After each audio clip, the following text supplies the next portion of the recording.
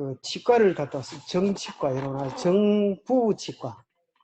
네, 그거 좀 갔다 왔습니다. 우리 교회 장로님이십니까? 우리 강 장로님이신데 평일에는 여기 일하시다가 주말 되면 이제 서울에 가족이 있어서 가시는데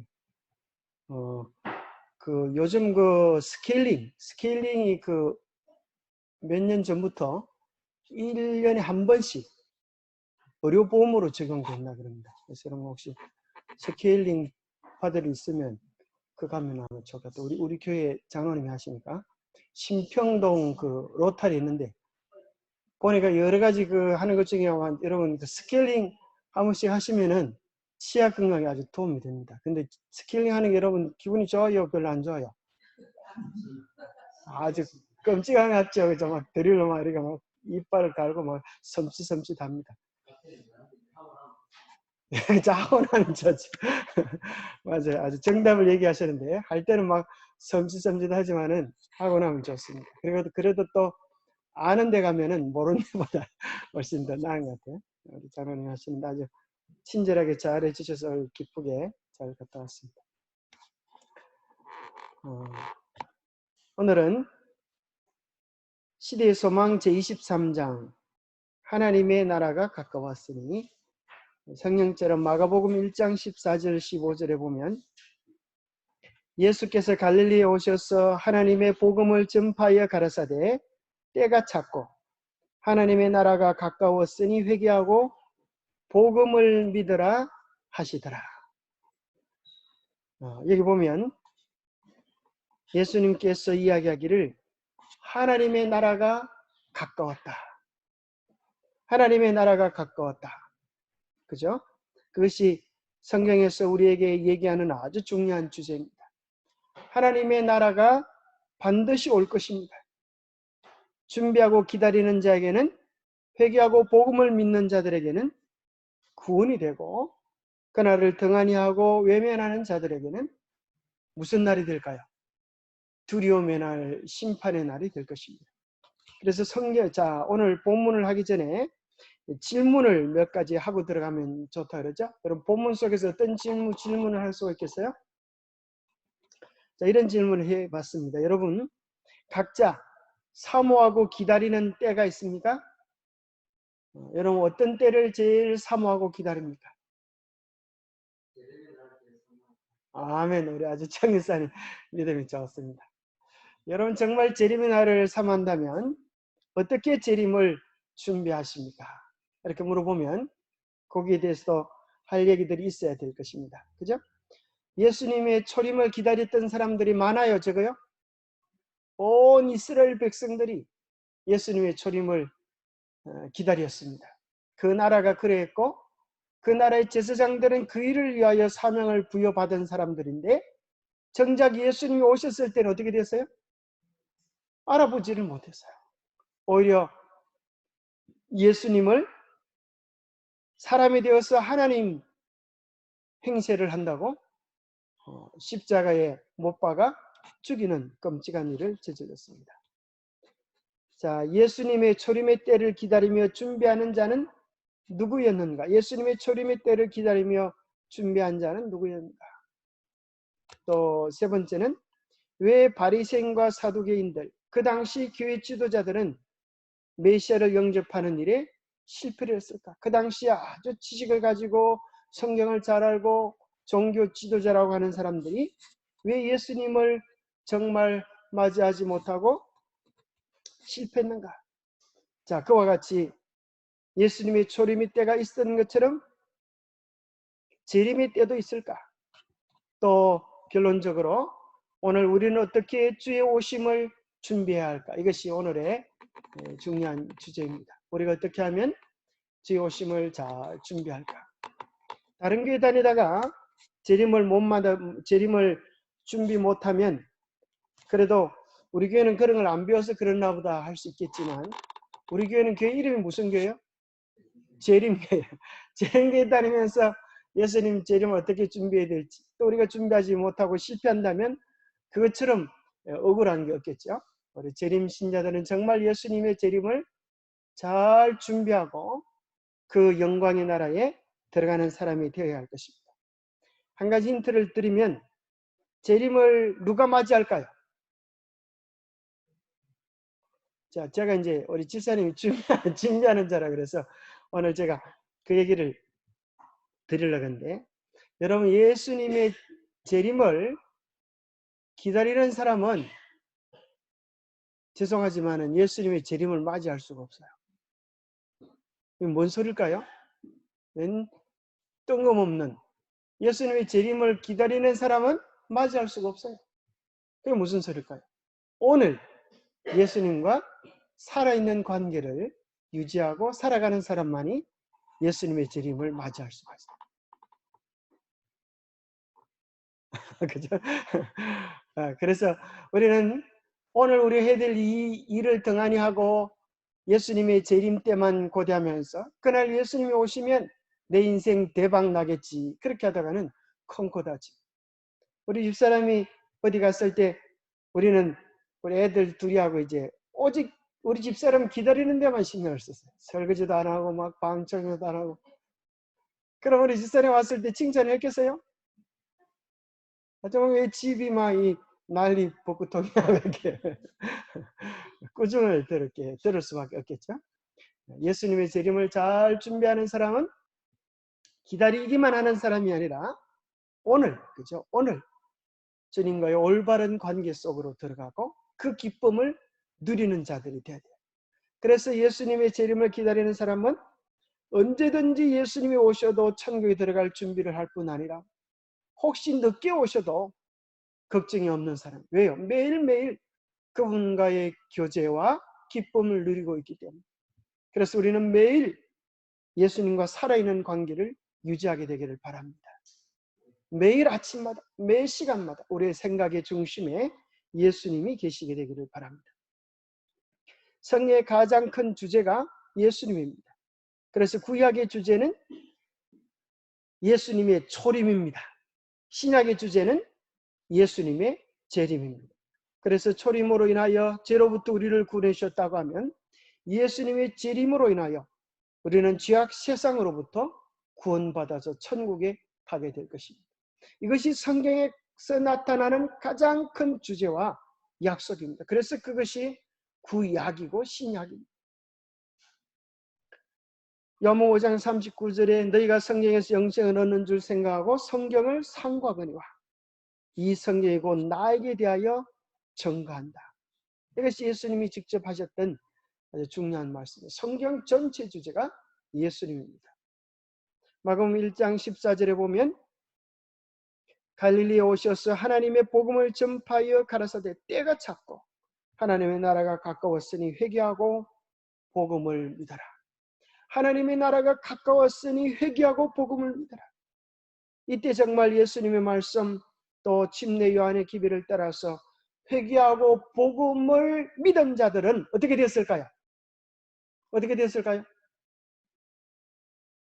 하나님의 나라를 경험을 했습니다. 어떻게 하나님의 나라를 경험했을까요? 오늘 우리 본문에 보면 하나님의 나라에 대한 또 다른 칭호가 나오는데, 명칭이 나오는데 그걸 무슨 나라라 그래요? 무슨 왕국이라 그래요? 은혜의 왕국으로 들어가는 경험을 얻게 되었습니다. 예수님을 마음의 구주로 영접하니까 마음의 온갖 근심과 염려가 사라지고 주님 안에서 참된 평화를 맛보게 되었어요. 우리의 죄가 용서받고 하나님의 자녀라고 하는 확신을 가지게 되고 내 인생이 떠돌이 인생이 아니라 하나님의 큰 계획과 섭리 속에 있다고 하는 사실을 발견하는 것이죠. 그래서 예수님이 우리 인생을 통치하시는 나라, 그것을 은혜의 왕국이라 그래요. 이 보면 예수님이 분명히 이야기하기를 때가 찼다, 때가 찼다. 이게 무슨 말이에요? 기다리던 때가 드디어 도착했다, 이루어졌다. 구약에 예언해 주었던 그 때가 이루어졌다. 이 때라고 하는 것은 어떤 때일까요? 메시아로서의 복음 사역을 이루시는 그 때. 또 갈라디아 4장 4절에 보면, 마가복음 1장 14절에 보면 메시아로서 기름 부음을 받고 공중시행회를 시작하신 그 예언의 때가 찼다는 이야기고, 갈라디아 4장 4절에 보면 여전히 이야기하기를 때가 참에 하나님이 그 아들을 보내사 여자에게서 나게 하시고, 뭐에 대한 때도 있다는 거예요. 예수님이 초림하실 거기에 대한 때도 있는데 그 때도 정확하게 이루어져서 바로 그 때에 하나님의 아들 예수 그리스도가 동정녀에게서 나셨던 사실을 이야기해 주고 계십니다. 그래서 오늘 우리는 그 때에 대한 것을 배우게 됩니다. 여러분들이 공부를 다 하셨죠? 예수님이 언제 기름 부음을 받게 되었어요? 몇 년? 그런 것들이 이제 교과에 나오죠. 자, 첫 번째 한번 같이 읽어보겠습니다. 시작. 메시아의 오심이 처음으로 반포된 곳은 유대 지방이었다. 천사들은 베들레헴의 언덕에서 예수의 탄생을 선포하였다. 자, 이때 누가 이 기비를 들었어요? 누가요? 천사들은 베들레헴 언덕에서 예수님의 탄생을 선포했는데 이 기비를 들었던 사람들은 하늘에는 영광이요 땅에는 기뻐하심을 입은 사람들 중에 평화로다는 놀라운 천사의 노래를 들었던 사람들이 어떤 사람들이에요? 한밤중이었는데 그 시간에 깨어 있었던 사람들. 그죠? 한밤중이었는데 그 시간에 깨어서 그들의 의무를 충실히 감당하고 있었던 누구였어요? 목자들이. 그죠? 그들은 밤새 일을 하고 있었지만 예수님의 오심에 대한 이야기들로 그들의 대화의 주제를 삼으면서 예수님이 메시아가 언제 어떻게 오실까? 그에 대한 이야기들을 나누고 있을 때에 천사들이 마치 그들의 마음의 소망의 응답인 것처럼 그렇게 아름다운 노래를 들려주었습니다.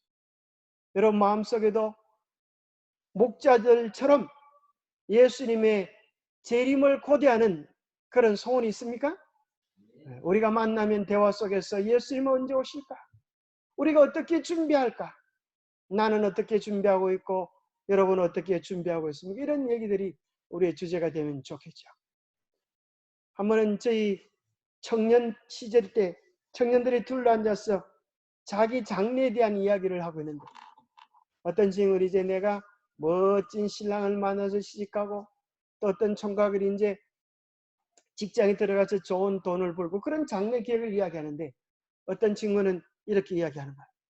나는 반드시 하늘나라를 가고 싶다. 제가 소망을 이야기하는데 깜짝 놀랐어요. 다들 이 세상에서 어떻게 잘 먹고 잘 살까 노래를 부르는데 그 친구는 무의식 중이라도 자기 인생의 계획 속에서라도 예수님의 재림을 고대하고 하늘나라에 들어갈 그런 소망을 꾸니까 그 중에서 누가 제일 행복한 사람이 되겠어요?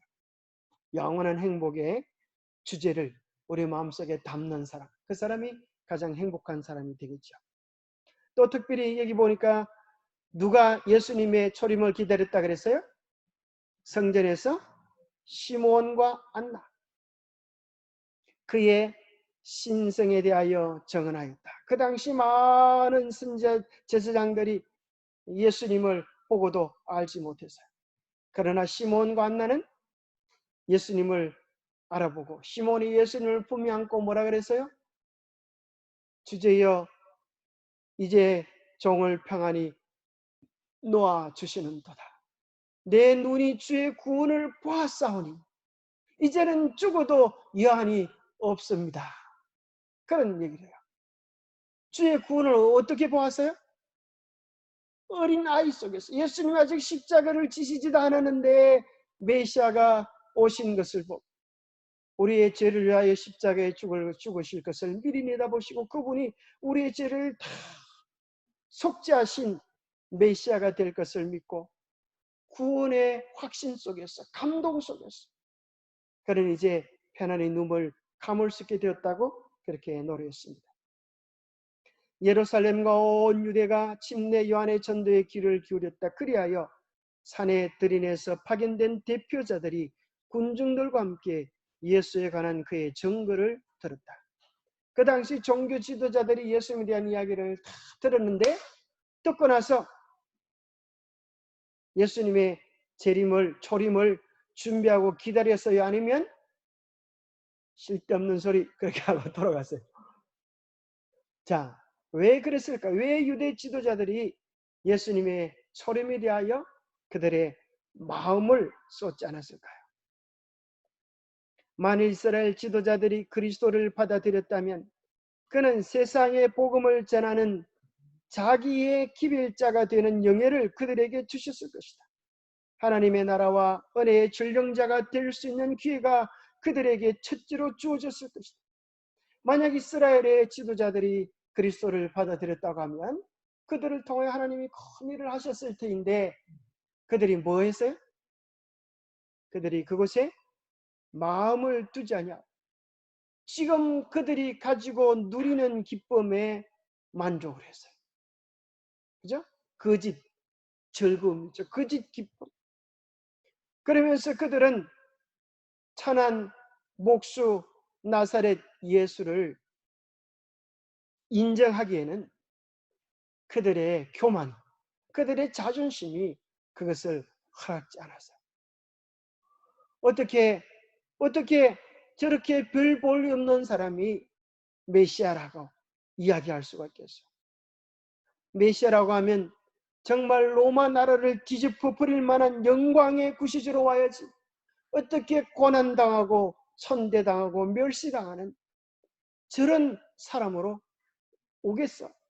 그것이 오늘날 많은 사람들이 생각하는 메시아에 대한 생각입니다.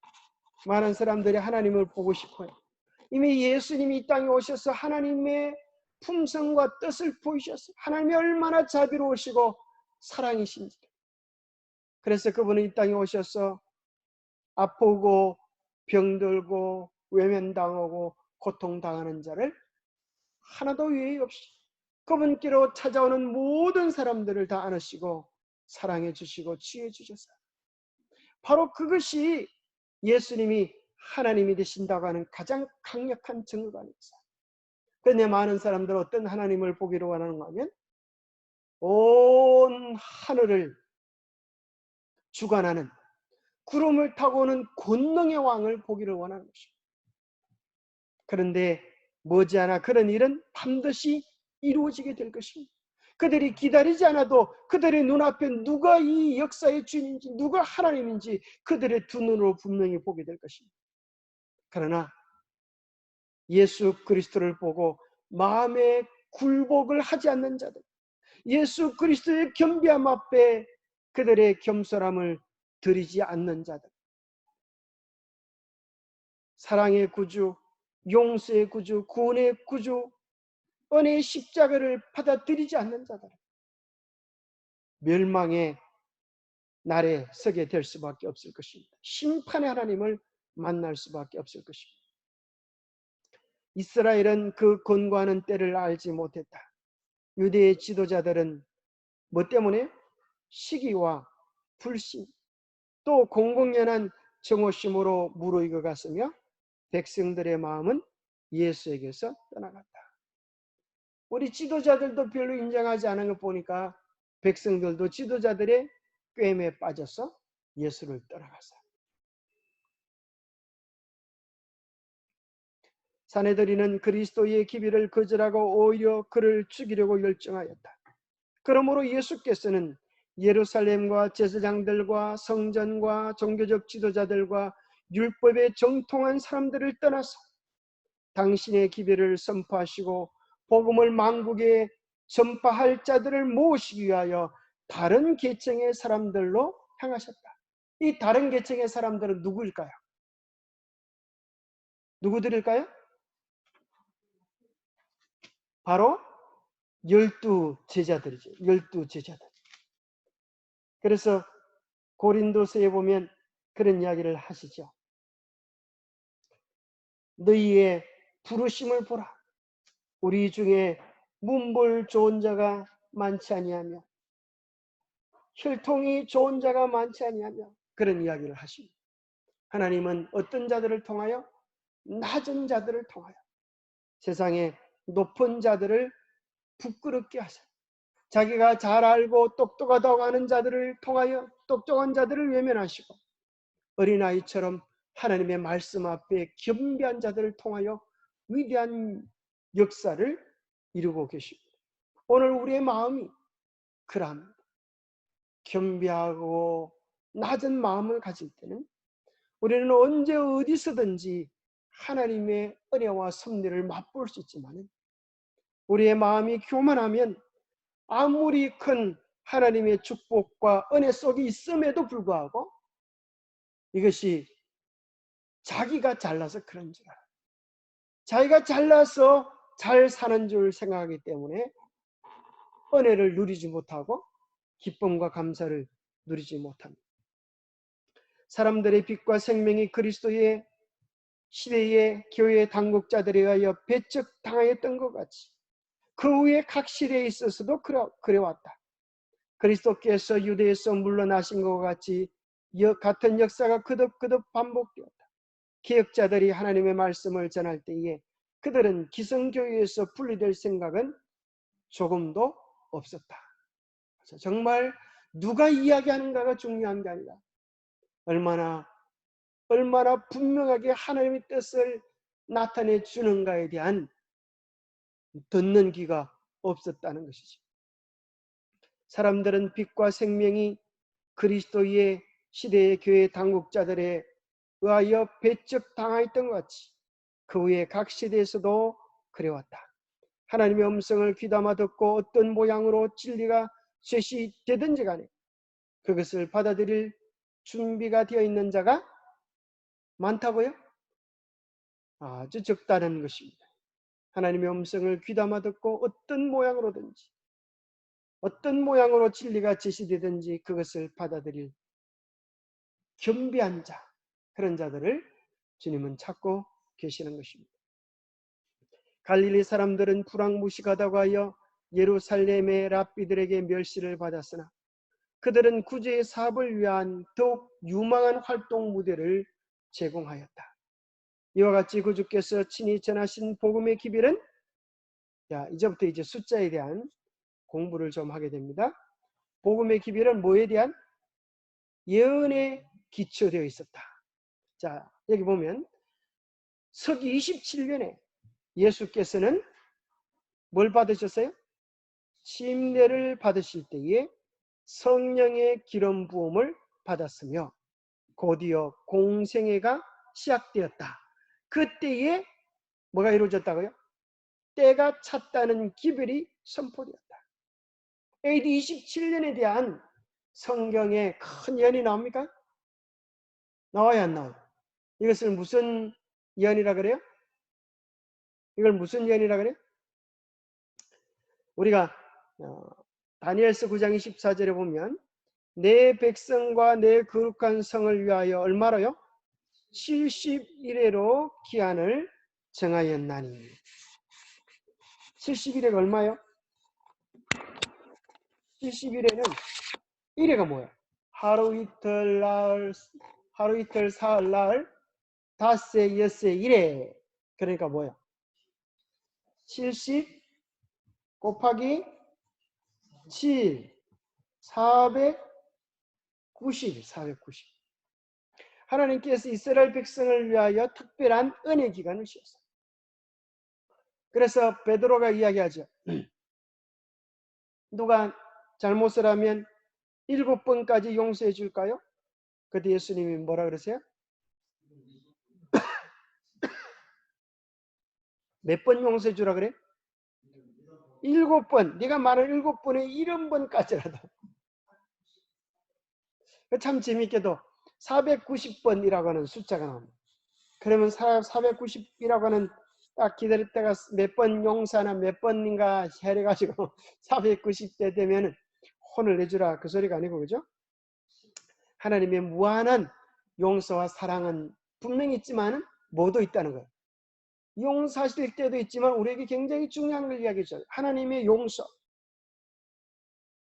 그러나 용서가 멈출 때도 있다고 하는 사실을 성경은 이야기해주고 있는 것입니다.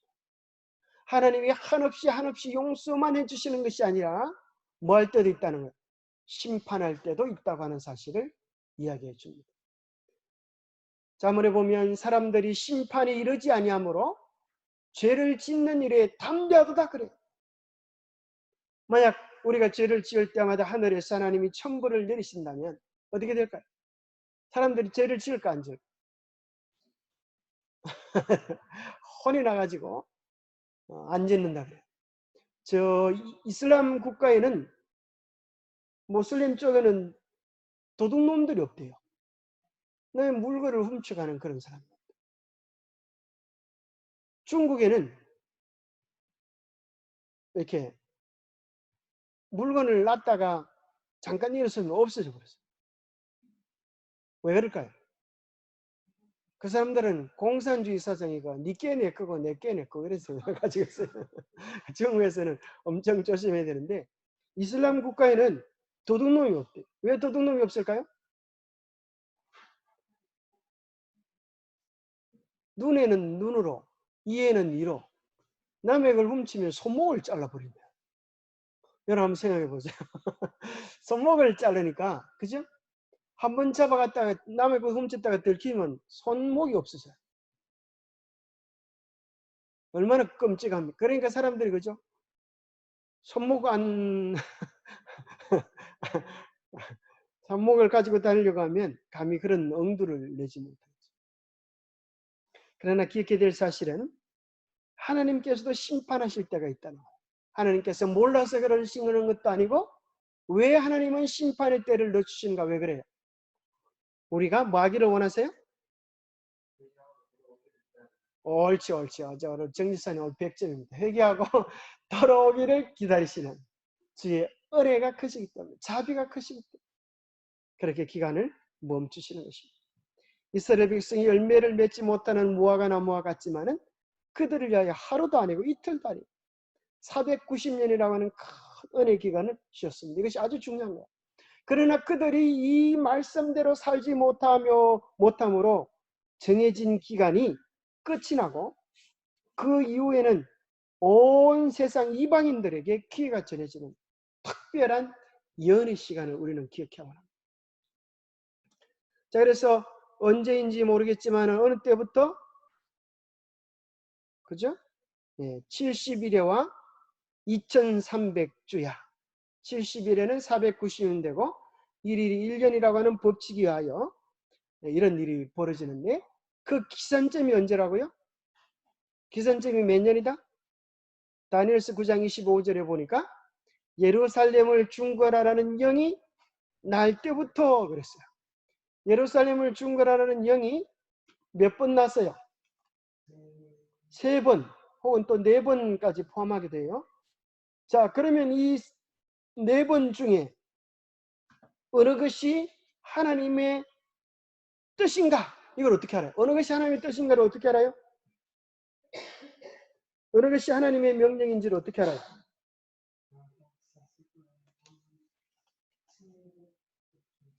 네, 세 번째 조서가 하나님의 명령이라고 하는 사실을 어떻게 알 수가 있을까요? 바로 그것이 성령절이 에스라 6장 14절에 에스라 6장 14절에 보면 이렇게 되어 있어요. 유다 사람의 장로들이 선지자 학개와 이또의 선지자 스가랴의 군문을 따랐으므로 하나님 성전 건축하는 일이 형통한지라. 이스라엘 하나님의 명령과, 이게 이제 하나님의 명령인데 어떻게 해서 이루어지는가 하면 바사왕 고레스와 다리오와 아닥사스다의 조서를 따라 성전을 건축하며 일을 끝내되, 이렇게 나와 있어요. 하나님의 명령이라고 하면서 몇 명을 이야기해? 3명의 왕을 이야기해. 그래서 곧 3명의 왕인 마지막 왕 아닥사스다 왕의 조서, 그래서 이 조서를 따라. 그런데 이 조서라고 하는 것이 3명의 왕이 얘기했는데 조서라고 하는 것이 복수가 돼야 되는데 탄수를 써요. 그 이유는 그 3명의 왕의 명령이 합쳐져서 하나님의 한 명령을 성취해 주기 때문에. 그래서 그것이 탄수로 써. 그래서 우리는 아닥사스다의 조서, 그것이 언제예요? BC 몇 년이에요? 아주 이번에는 우리 문지사님이 왔었습니다. 문지사님이. 자, 요 연대를 아는 것은 아주 중요합니다. BC 457년을 아는 것은 아주 중요합니다. 요걸 사람들이 잘 몰라요. 그래서 다른 날을 정하면 전체가 틀리게 돼요. 자, 그래서 BC 457년에 예루살렘을 중건하라는 때부터 490년을 지나가면 요 때가 언제가 돼요? 자, 요 때가 언제가 돼요? 자, 요 때는 이스라엘을 위한 은혜 기간이 끝나요. 자, 어떻게 계산해요? 490 빼기 457 하면은 몇 년이 나와요? 자, 10에서 7을 빼면 3이다. 그죠? 8에서 5를 빼면 3이다. 더하기 1을 해야 돼요. 왜요? BC에서 AD로 넘어가면 더하기 1을. 그래서 이때가 몇 년이다? 34년. 34년에 스데반이 순교를 하면서 복음이 예루살렘에서 이제 유대와 사마리아 다른 지방으로 전파되어지는 역사가 사도행전 7장 8장에 기록이 되어 있어요. 그죠? 그런데 여기 보면 이것이 얼마 이래요? 70일의 기간은 이스라엘 백성을 위하여 정해진 기간인데, 자, 이 기간에 이런 일이 일어나요. 너는 깨달아 알지니라. 이거 아주 중요하니까 깨달아 알아라는 거예요. 예루살렘을 중건하라는 영이 날 때부터 기름 부음을 받은 자, 기름 부음을 받은 자를 히브리어를 읽어보면 메시아 곧 왕이 일어나기까지 7일회와 62일회가 지날 것이요. 자, 7일회와 62일회가 지나면 누가 나타난다? 메시아가 나타나서 기름 부음을 받는다는 거야. 얼마나 정확한 예언입니다. 자, 그래서 실제적으로 이 예언처럼 메시아라고 하는 것은 기름 부음을 받는다는 뜻인데, 예루살렘을 중건하라로부터 7일회와 62일회가 지난 메시아가 기름 부음을 받는 것이 AD 27년에 이루어집니다. 27년. 자, 여기서 중요한 포인트가 이거예요. AD 27년에 이제 이런 일이 이루어지는데 아주 중요한 포인트가 뭔가 하면은, 자, 요걸 알려드릴게요. 이스라엘 백성을 위하여 몇 년의 기한을 주셨다고요? 70일에. 자, 여기 보세요. 70일에. 자, 여러분 정신을 바짝 차려야 돼요. 7일회가 지났어요. 61회가 지났어요. 7 더하기 62는 얼마예요? 69. 70 빼기 69는 얼마예요? 1. 그럼 1이 어디 들어가야 되겠어요? 여기 들어가야지, 여기. 여기 들어가야 될까요? 나중에 들어가야 될까요? 자, 1번 여기 들어간다. 2번 나중에 예수님 재림 전에 일주일에 들어간다. 1번이 맞겠어요? 2번이 맞겠어요? 자, 손을 한번 들어보겠습니다. 자, 1번이 맞는다. 기권 없어요. 기권. 자, 기권 없어요. 자, 둘 중에 하나는 들어야 돼. 2번이 맞는다. 자, 다시 기회를 드리겠어요. 이런 아주 오락가락 하나 같아. 지금 이거 배운 지가 몇 번째인데 아직 오락가락. 자, 둘 중에 한 가지. 사느냐 죽느냐. 자, 살아남는 이들. 자, 이 한 일회가 1번에 들어간다. 손 들어보세요. 2번에 들어간다. 네, 아직까지 아리까리한 분들이 계신데. 자, 이걸 보세요. 70 빼기 69는 1이에요. 그래서 1회의 절반의 제사 예물을 폐지하고, 그래서 예수님이 여기 3년 반의 공중봉사 후에 예수님이 십자가에 달려 죽으시면서 인류의 모든 죄가 대속되어지는 일이 일어나요. 그래서 예수님이 십자가 사건도 정확하게 뭐에 따라서 이루어질까요? 예언에 따라서 정확하게 연월일 시각까지 정확하게 십자가의 사건이 이루어진다. 그러니까 2300주야의 큰 구속의 계획은 뭘 중심으로 해서 서 있어요? 십자가를 중심으로 해서 있어요. 이게 아주 중요한 거예요. 십자가를 중심으로 우리의 죄를 속하기 위한 큰 계획들이 여기 구체적으로 기록되는 거예요. 메시아가 언제 침례를 받으시고 우리를 위하여 언제 죽으시고 그러면 여기 첫 번째 기별이 뭐예요? 하나님 나라가 가까웠으니 뭐하라? 회개하고 복음을 믿어라. 이것이 중요한 기별. 회개하고 복음을 믿어라. 자, 여기서 이제 또 한 가지 궁금증을 가진 분이 계시죠. 예수님이 만 30세에 침례를 받으셨다면 서기 31년이라야 하지 않겠습니까? 이런 질문을 하는 사람이 있어요. 그죠? 왜 그러면 보통 사람들의 상식으로는 예수님의 탄생을 기준으로 해서 1년이 시작됐다고 생각하기 때문에 그래요. 그래서 서력기원이, 지금 우리가 사용하는 달력은 디오니수스 엑시구스라고 하는 사람이 정한 것인데, 로마 건국 754년에 예수가 탄생했다고 발표를 했어요. 그러고 나서 언제 이렇게 해놓은가 하면 524년경에 이렇게 얘기했어요. 524년경에.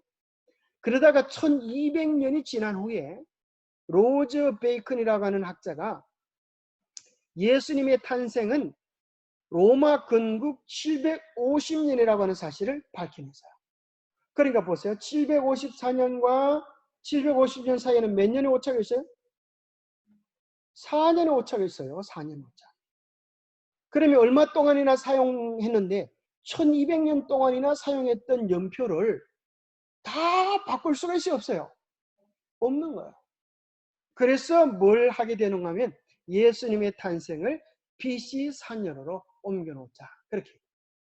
연도 계산을 잘못했구나. 그렇게 해서 예수님의 탄생의 기존에 갖고 이제 하다가 로마 건국, 기준이 뭔가 로마 건국이 754년인 줄 알았는데 나중에 보니까 750년이에요.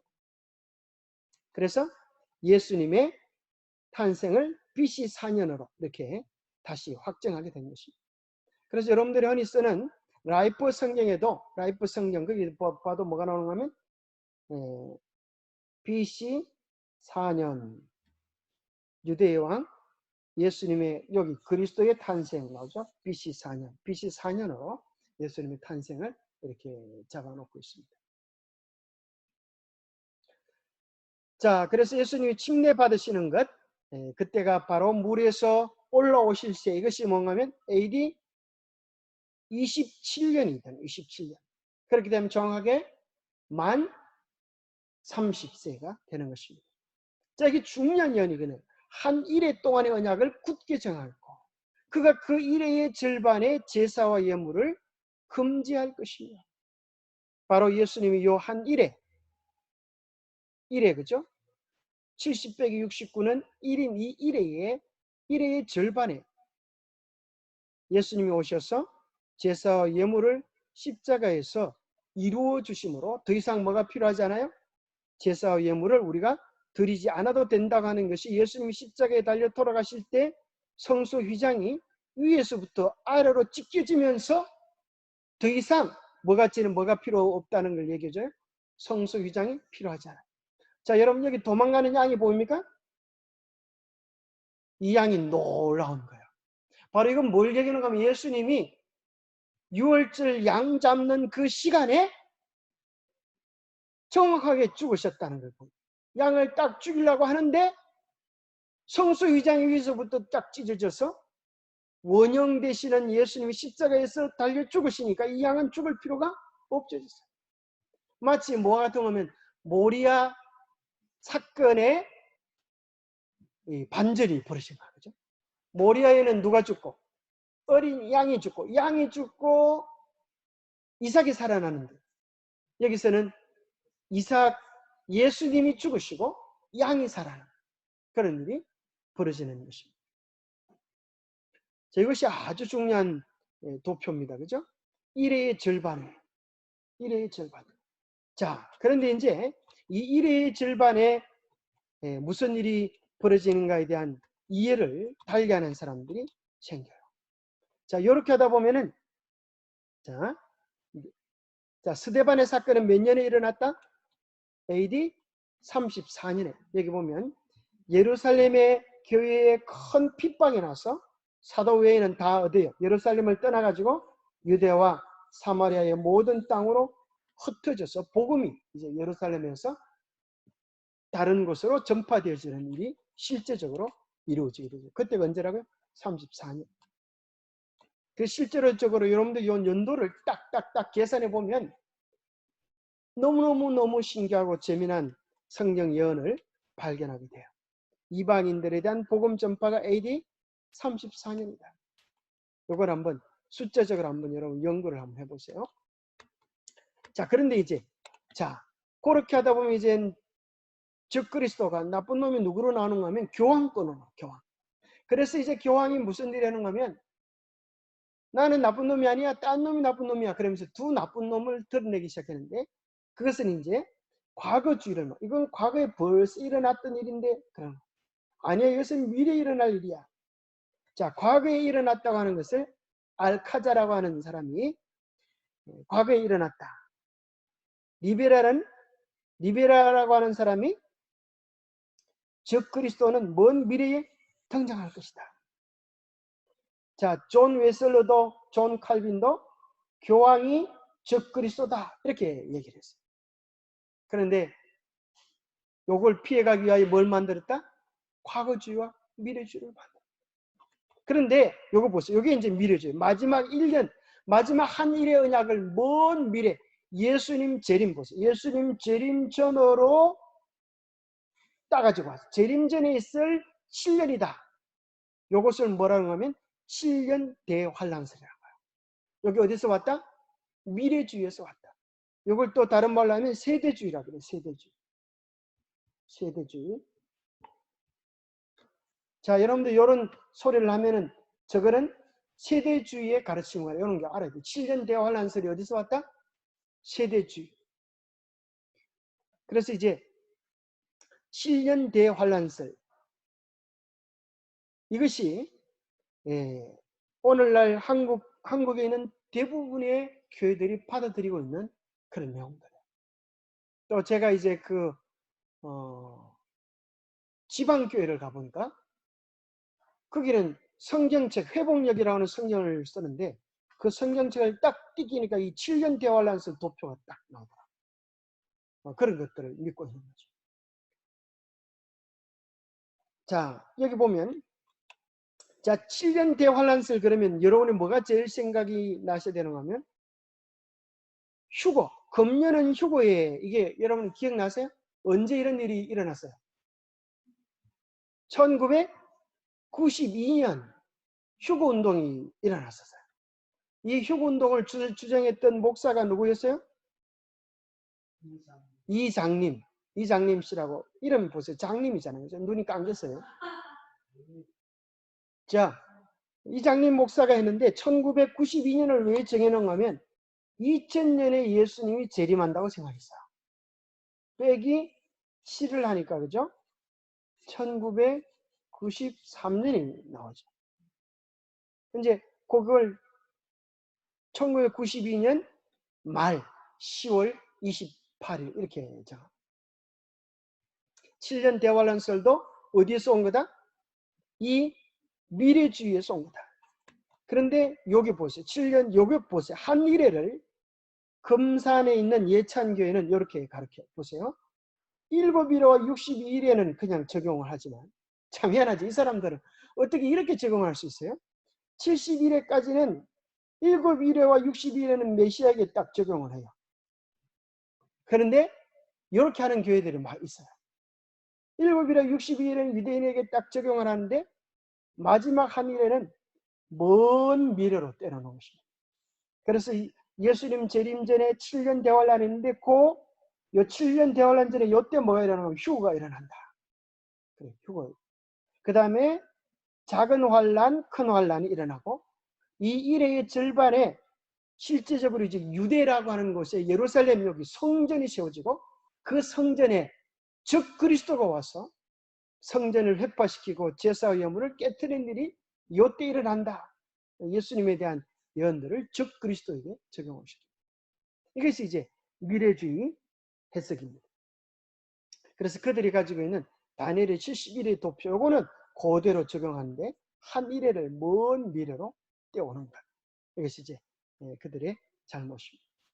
그런데 참 재미난 것은 또 이것이에요. 방언을 연구하는 목사님이 1992년 이 날짜는 어떻게 받았는가? 어떻게 받았는가? 이 사람들 어떻게 받았는가 하면 뭐에 따라서? 방언을 받았다. 방언.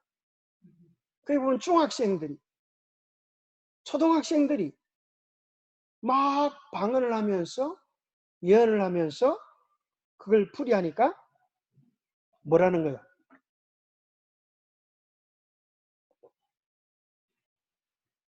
예수님 오시는 날짜를 가르쳐 주었다. 그래요. 방언을 따라서 그렇게 한 거예요. 이장님 목사도 방언을 하고, 여기 보면 그 단체를 다미 선교라 그러는데 다가올 미래를 대비하라. 이 첫 글자를 따고 다미 선교가 됐어요. 자, 여기 한번 보면 2014년에 북한이 남침한다 하고는 전쟁서를 얘기한 사람인데, 이 사람이 홍혜선 씨라고 하는 집사인데 한번 보세요. 얼마나 이 사람은 방언하는 게 한번 보세요. 방언이 뭔가 참 말도 안 되는 소리를 막 쫑쫑쫑 잘 찍겠어요. 한번 보세요. 알겠습니다. 저분이 한 얘기를 조금만 더 들어보겠습니다. 이분은 북한군을 아주 무서운 잔혹한 사람으로 묘사하는 끔찍한 얘기를 했는데요. 예. 한번 들어보시겠습니다.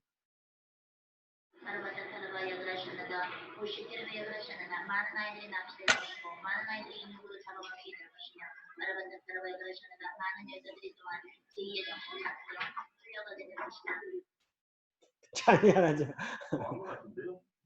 북한군이 만약에 정말 참 알아봤어 그랬어요.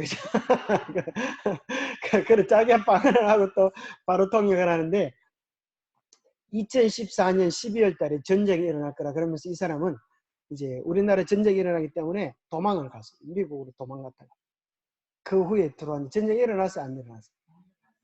근데 안 일어났으면 그가 가짜인 줄 알아야 되는데 지금도 그 사람 따라가는 사람이 많다.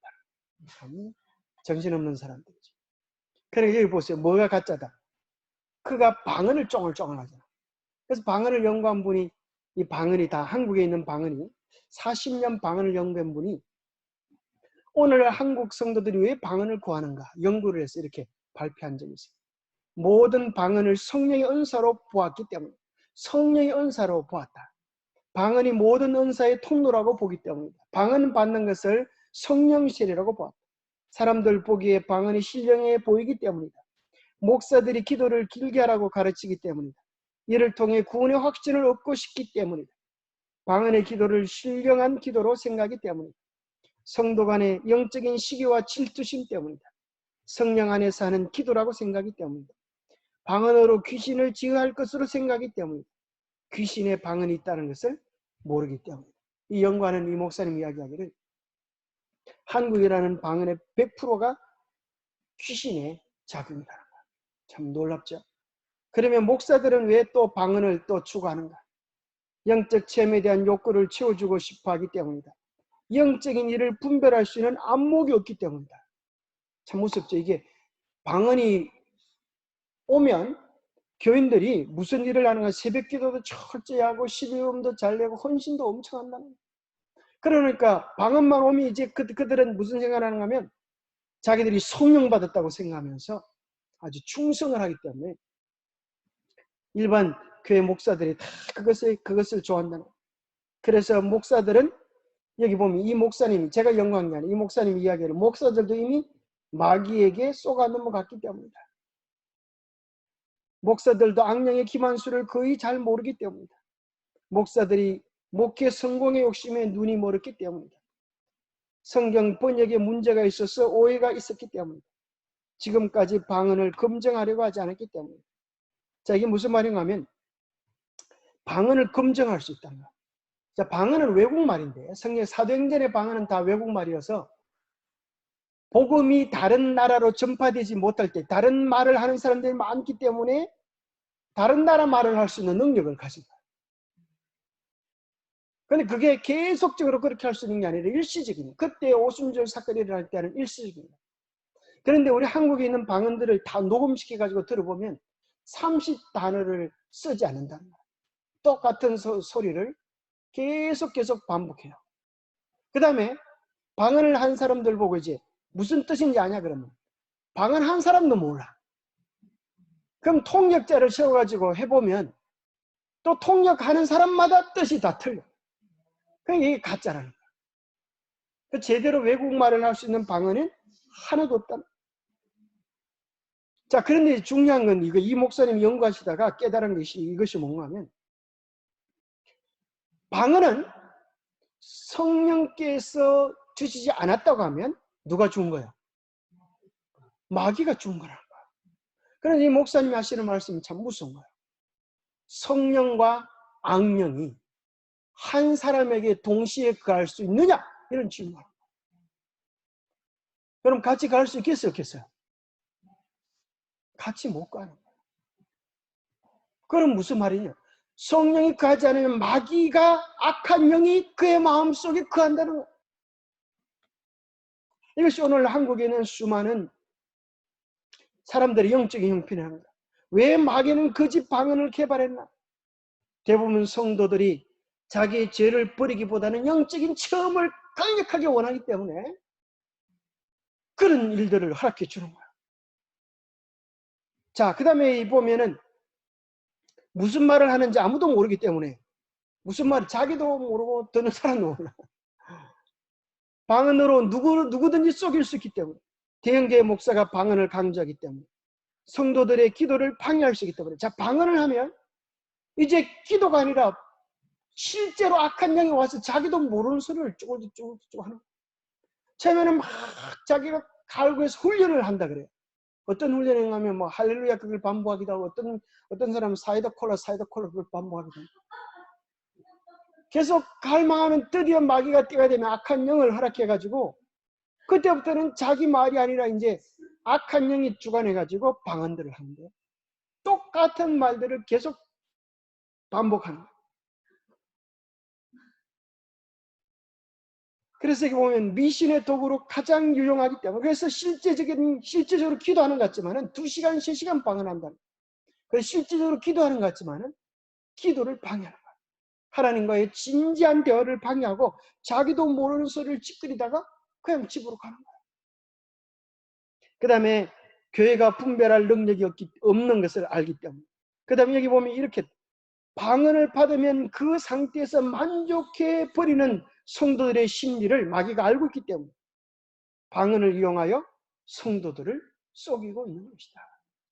그래서 이 정도 되면 나는 방언을 하고 진리에 속했고 하나님께 속했다, 구원받은 것은 걱정할 게 없다, 이렇게 거짓 착각을 하고 거짓 안위를 줍니다. 작금의 한국교회는 거짓 방언, 억지 방언, 학습 방언, 귀신 방언이 빠르게 전파되고 있다. 한국교회가 여기서 각성하지 못하게 되면 한국교회는 회복이 불가능하게 될 수도 있다. 혼란스러운 시대에 사탄이 사람들을 속이기 위하여 방언을 선택한 이유는 이제 조금 전에 설명했던 그 내용들을 이야기해 주고 있는 것입니다. 자, 우리가 분명히 깨달아야 되겠어요. 지금 이러한 일들을 보면서 뭘 깨달아요? 악한 영의 작용이 예수님의 재림이 가까울 때 일어나는 이런 징조들을 깨닫고, 우리는 뭐 해야 되겠어요? 지금이 대속죄일인 것을 깨닫고 내가 알고 있는 죄들을 주님 앞에 내어놓고 버리는 일들이 필요합니다. 예수님의 기별을 전할 때 회개하고 복음을 믿으라. 죄와 성령이 함께 거할 수가 없기 때문에 우리는 하나님의 말씀을 사모하는 일에, 그죠? 우리 자신을 살피는 일에 우리의 생각과 마음을 바치하는 것입니다. 2300주야까지니 그때의 성소가 정결하게 함을 입으리라. 그래서 우리는 예언을 이해하고 연구하면서 하나님의 큰 시계에 우리의 발걸음을 맞추어야 할 것입니다. 예언을 이해하고 예수의 사명에서 그 예언들의 성취를 인식하는 것은 유대 백성들의 특권이었다. 그리스도께서는 당신의 제자들에게 예언 연구의 중요성을 강조하셨다. 그래서 오늘 우리가 어떻게 합니까? 라고 물어본다면 마태복음 24장에 예수님이 이야기하기를 읽는 자는 깨달을지니라. 뭐에 대하여? 다니엘서에 대한. 다니엘서에 대한 얘기를 하시면서 예수님께서 가정한 것이 거룩한 곳에 선 것을 보거든 읽는 자는 깨달을지니라. 특별히 다니엘서에 대한 연구를, 예언서에 대한 연구를 하기를 주님은 초청하고 계시는 것입니다. 그리스도의 초림에 대한 기별이 당신의 은혜 왕국을 선포하였던 것처럼 그의 재림에 대한 기별은 그의 영광의 왕국을 선포한다. 성령께서 우리 마음에 오셔서 자아가 굴복하기를 요청하는 것입니다. 우리의 마음의 주권을 주님께 드리기를 요청하는 것입니다. 내 마음을 온전히 주님께 드릴기에 지금이라도 우리 안에 천국이 이루어질 수 있는데 그것을 은혜의 왕국이라고 합니다.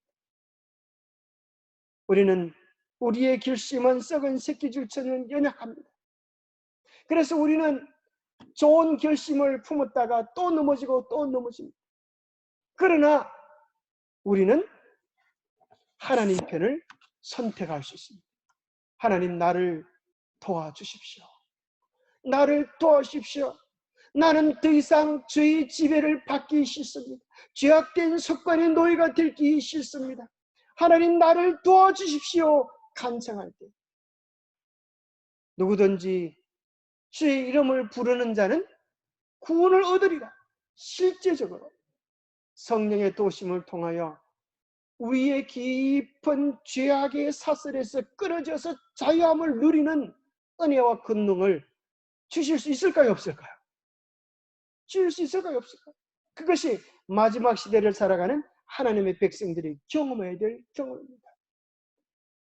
하나님의 성령의 온전한 주관하심을 통하여 우리 안에 은혜의 왕국이 도래할 때 우리는 천국을 이 땅에서 경험하게 되어지고 그는 영광의 나라도 분명히 있을 것을 믿을 수 있는 그런 확신을 가지게 됩니다. 오늘날에도 이 세상 왕국은 사람들의 생각을 온통 사로잡고 있습니다. 자, 마귀가 뭐하고 있어요? 이 세상의 왕국에 뭘 통하여? 영화를 보여주면서 우리의 생각을 온통 사로잡고 있습니다. 오늘 우리의 생각들이, 자, 이 세상의 제품들, 여러분 핸드폰이 아주 최신식이 계속 나옵니까? 막 연구하는 사람 이거 보면 정신없어. 야, 앞으로 또 뭐가 나온다, 뭐. 텔레비도 막 엄청 큰 것들이 자꾸 나옵니까? 대딱 큰 것들이 나와. 그죠?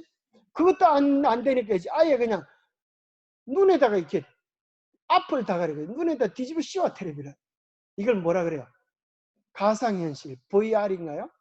그것이 막 온 전체가 막 화면이야. 그래서 마귀는 어떻게든지 어디에 재미를 붙이도록? 세상에 재미를 붙이고 우리의 생각을 어떻게 사로잡을 수 있을까? 이것이 그의 최고의 관심거리다. 오늘 우리의 생각, 관심이 어디 있는가? 바벨론의 상품들, 뭐 금과 은과 목석과 뭐 여러 가지 많다가 제일 마지막에는 뭐라고 나와요? 제일 마지막 상품이 뭐예요? 사람의 영혼들이다. 우리의 영혼을 빼앗아가기 위한 노력에 지나지 않습니다. 여러분 기억하십시오. 우리는 하늘도 없고 땅도 얻을 수가 없어요. 그렇습니까? 땅도 없고 하늘도 얻을 수가 있을까요? 우리는 둘 중 하나를 선택해야 합니다. 눈을 들어서 하늘을 바라보게 되기를 바랍니다. 지난번에 우리 주말 부흥에 오셨던 박경숙 목사님이 꿈속에 예수님의 재림의 광경을 보는데 너무너무 감동적이어서, 그죠? 자기 부인은 구름 위로 예수님 따라서 싹 올라가는데 자기 발은 땅에 붙어가지고 안 떨어져가지고 막 아이고 내 다리는 왜 안 떨어져? 그러다가 이렇게 계셨다고 했어요. 왜 다리가 땅에서 안 떨어졌을까요? 가만히 생각해 보니까 예수님을 사랑하는 것보다 땅의 것을 사랑하는 것이 더 크면 뜨고 싶어도 뜨지가 않아. 그죠? 예수님을 사랑하는 마음이 간절해지면 예수님께 찰싹 들어붙어야 될 텐데, 예수님께 찰싹 들어붙어야 될 텐데 혹시 우리의 마음이 땅에 들어붙어 있지 않는지. 그래서 오늘 말씀을 통하여 우리가 우리의 마음을 하늘에 두고 하늘을 준비하는 그런 자랑스러운 우리 재림 성도들이 되시기를 간절히 바랍니다. 기도하겠습니다. 하나님 아버지, 오늘 우리에게 귀한 하늘의 소망을 들려주심을 인하여 감사합니다. 오늘 이 시대의 징조를 보면서 예수님 초림을 깨어서 준비했던 믿음의 백성들의 본을 본받아 우리도 오늘 내가 사랑하는 세상을 끊어버리고 하늘에 관심을 두고 영원한 하늘의 소망을 품고 살아갈 수 있도록 도와주시옵소서. 다시 한번 우리의 애정을 주님께 드립니다. 우리의 마음을 주님께 드립니다.